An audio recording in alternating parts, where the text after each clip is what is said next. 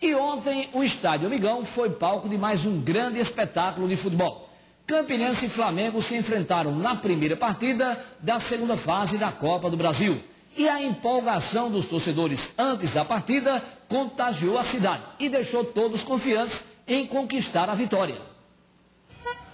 Noite de feriadão e o que se imaginava era ruas vazias, sem grande movimentação. Mas isso não era o caso da noite dessa quarta-feira, pelo menos aos arredores do Estádio Amigão. Parecia horário de pico, congestionamento de carro e de gente.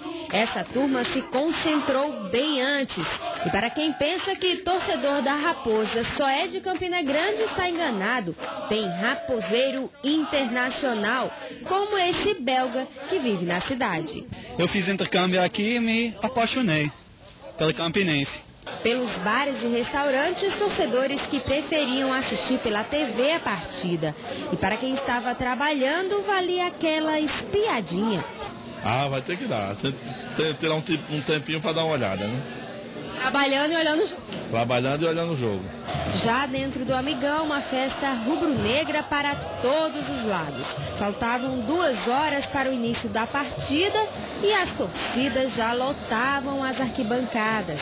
E haja criatividade do torcedor, que, é claro, com muito otimismo, lançava as apostas. 2-0, gol de Bismarck, e confiando nas defesas dos nossos zagueiros, né? Edivânio, também Roberto Dias, confiante. 2-0, tá bom. Tá. Os dois times chegaram ao estádio 1 hora antes da partida e seguiram rumo ao vestiário. Para a torcida, que deu um espetáculo à parte, era apenas o início de uma noite histórica para o futebol paraibano. E quando a bola rolou no gramado do Amigão, não faltou empolgação e vibração dos torcedores. Pena que o resultado não foi o esperado pela torcida raposeira. O Campinense perdeu por 2-1 e não apresentou um bom futebol. Mesmo abrindo o placar, a Raposa tomou a virada. Vamos conferir agora na reportagem de Sabrina Lima, com imagens de Ney Ferreira e Gustavo Leite. Em campo, o Flamengo de branco e o Campinense com as cores principais cantaram o hino nacional ao som de sanfonas. A noite que prometia começou já com um susto de Jefferson Maranhense, mas o jogador não estava para brincadeira. Arriscou mais uma vez de longe. A bola desviou em Renato Santos e enganou o goleiro Felipe. A Raposa se mantinha na partida e o Flamengo encontrava dificuldades de furar a defesa. Mas aos poucos o time carioca foi se achando. Nessa cobrança de falta, Renato Abreu, o homem do jogo, joga direto na trave. O Flamengo aproveitou que o Campinense recuou e resolveu pressionar o rival. E aos 26 minutos veio falta. Na cobrança, ele, Renato Abreu, que empata para o Flamengo. 1-1. Fim do primeiro tempo. Tem que continuar trabalhando a bola. Manter a maior posse de bola possível, que vai abrir espaço. A gente teve a felicidade de fazer o gol. E saber que nós estamos bem na partida, né? É um time veloz, é um time que está bem entrosado, né? Um sai, o outro entra com velocidade, bem na parte tática, mas nosso time também. Se tiver ali para matar o jogo, se decidimos sair feliz daqui. No segundo tempo, a pressão do Flamengo não aliviava para os raposeiros, que cobravam da arbitragem, que passou por cima de algumas faltas. E por falar em falta, de uma cobrança, saiu o segundo gol do Flamengo, aos 14 minutos. Novamente, Renato Abreu. A bola segue o caminho certo do gol. 2-1 para o Flamengo. O segundo tempo vai se encaminhando com tentativas de um terceiro gol do Flamengo, com poucas chances para a Raposa. Faltou muita coisa, né? Eu acho que nós sentimos também. Alguns cansaram, nós sentimos muitas dificuldades.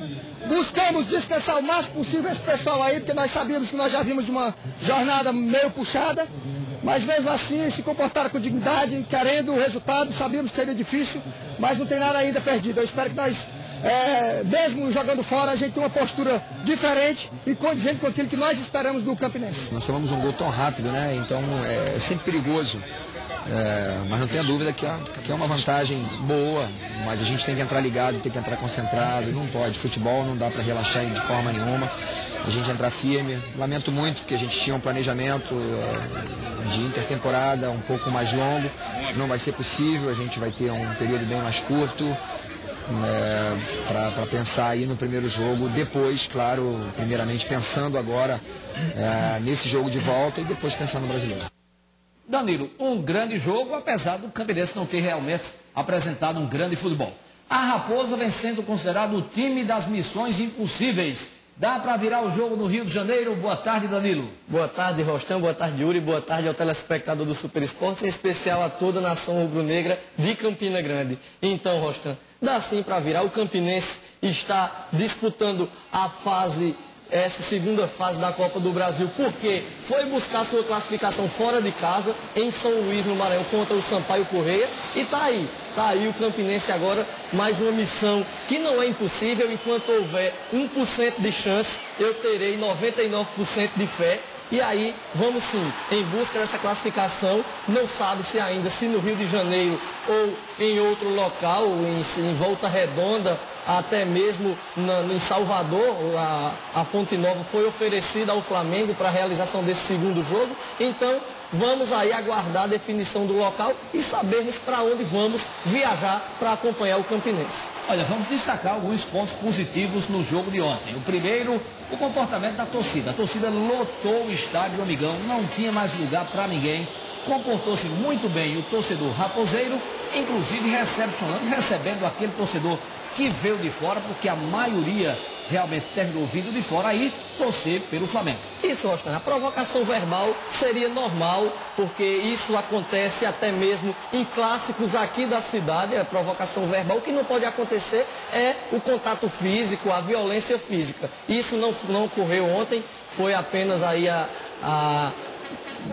verbalmente mesmo, dizendo que o torcedor campinense atingiu a torcida adversária, mas nada que colocasse a integridade física de ninguém em jogo. Então, muito importante esse comportamento. Parabéns mais uma vez à torcida do Campinense. Sempre exaltando a Paraíba, né?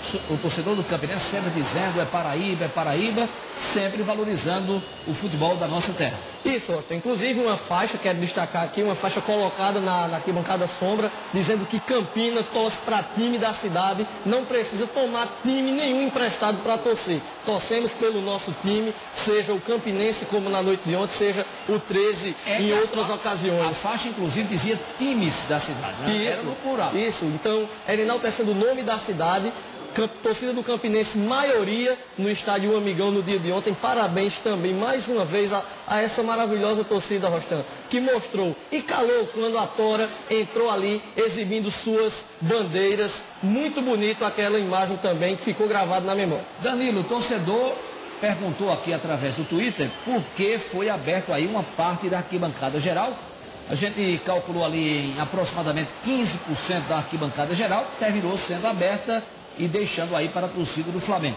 Olha, Rostan, não sei o que aconteceu, até porque não consultei ainda ninguém da diretoria a respeito disso, não tive tempo ainda de consultar a diretoria e nem tive alguma informação do comando da Polícia Militar a respeito disso aí. Mas, já que teria sido acordado que toda a geral seria do Campinense e a Polícia Militar era quem definiria quem entrava ou não lá na arquibancada e iria banir a entrada de torcedores com camisa do Flamengo, e o que vimos ontem foi faixas, bandeiras. Então, com a palavra a diretoria ou o comando da Polícia Militar para falar sobre isso, porque se houve bom senso, tudo bem, mas se houve inoperância, aí sim, tem que haver uma explicação. Olha, eu passei boa parte antes da partida fazendo reportagem do lado externo do estádio Amigão.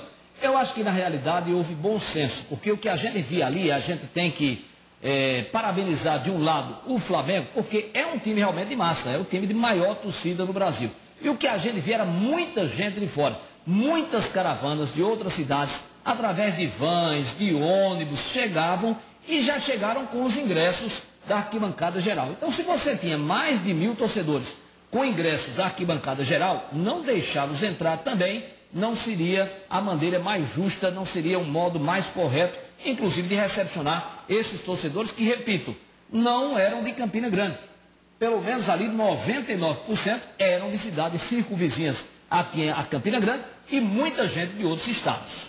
Aí a gente tem que ponderar também aquele torcedor que exerce o livre direito de torcer por quem queira e torce pelo Flamengo, é de outro estado, é de outra cidade e foi ao estádio o Amigão, e vamos respeitar também o direito dos outros torcerem por quem quiser. Isso aí, Rostão. Inclusive, eu quero até destacar... O que a gente condena é quando é o torcedor de Campina que torce e enaltece também os clubes de fora. Aí não, porque aqui nós temos dois grandes times, duas grandes equipes, dois fortes clubes, no caso 13 Campinense. Eu quero até destacar o que foi dito pelo goleiro Felipe, o goleiro do Flamengo, em entrevistas ontem aqui em Campina Grande. Ele disse que pela primeira vez jogou no Nordeste pelo Flamengo, com a torcida do Flamengo sendo menor do que a torcida mandante. Ou seja, é a torcida do Campinense, é Campina Grande mostrando para o Brasil e para o mundo que aqui sim tem time para torcer. Parabéns, estou orgulhoso da torcida do Campinense, da torcida de Campina Grande. Estou muito orgulhoso, Rostan. O resultado apenas foi um detalhe, mas ainda temos o jogo de volta e vamos buscar sim esse resultado. Mais uma vez, parabéns, torcida do Campinense. Eu tenho orgulho de fazer parte desta nação, a nação raposeira. E atenção, autoridades, hein? O Amigão está pequeno para grandes eventos. Ficou mais uma vez provado na noite de ontem. Já tinha sido provado em jogos anteriores. E tem que se providenciar também a ampliação do Colosso da Borborema. Yuri, fale também do Galo, o Galo que tem um jogo aí difícil, o Alvinegro que tem um jogo a menos agora do que o Botafogo. A gente dizia que o Botafogo está na frente na classificação geral, mas lembrando também que o Galo agora tem um jogo a menos, já que para ontem estava programado o Clássico dos Maiorais. Verdade, tem que se levar em consideração essa questão, um jogo a menos, por isso estamos na segunda posição do placar geral do Paraibano 2013. Enfim, trabalhar firme, trabalhar forte e aguardar que esse jogo seja remarcado, assim vencendo os jogos que ainda temos, estaremos garantidos na primeira colocação do geral. Só depende do 13, não depende de mais ninguém, é questão de tempo e treinamento, garra, força de vontade, enfim, todos sabem, o time está comprometido, imbuído nesse ideal e a torcida principalmente tem que estar muito ligada nisso. Lembrando aqui, hoje pela manhã, conheci um gandula, Rocha, um gandula do jogo de ontem, e ele me falava que é 13 anos, estava lá trabalhando de gandula, e aí, quando o jogador do Flamengo, o Renato, se não me engano, se encaminhava para bater a falta do primeiro gol, ele chegou no ouvido lá, por trás das redes, no ouvido de Pantera, e dizia, Pantera, cuidado com o Galo. Aí Pantera tomou um susto e levou aquele franguinho lá. Mas quer dizer que teve isso ontem também?